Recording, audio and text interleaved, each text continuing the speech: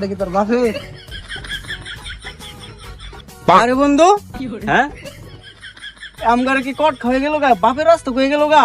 তাই তো মনে হইতেছে। এ বন্ধু, এটা ডাকতো আজকে আরে জন্মের শিক্ষা কট হয়। এদিকে এদিকে কিছে এদিকে কথা আছে। হ্যাঁ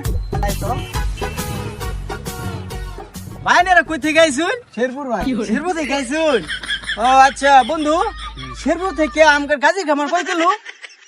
9 কিলো। 9 কিলো। 9 কিলো এটা হলো কি সাঙ্কি মাঙ্গা না? হ্যাঁ। আচ্ছা ভাই সাঙ্কি মাঙ্গা কাজে খামার থেকে কয় কিলো?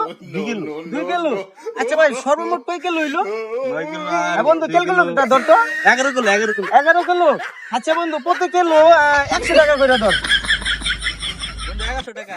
তোমরা শুরু ভাই মানুষ, তোমরা বারবার আইছো আমার শেরপুর এলাকায়, ঠিক আছে? তোমরা আইছো তো তোমরা ভুল একটা করে হেলাইছো।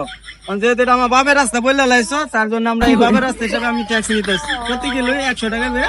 তুমি 11 কিলো এসে করছো, তার জন্য 1100 টাকা বিল হয়েছে। তোমরা শুরু ভাই মানুষ, তোমরা 1000 টাকা দিও।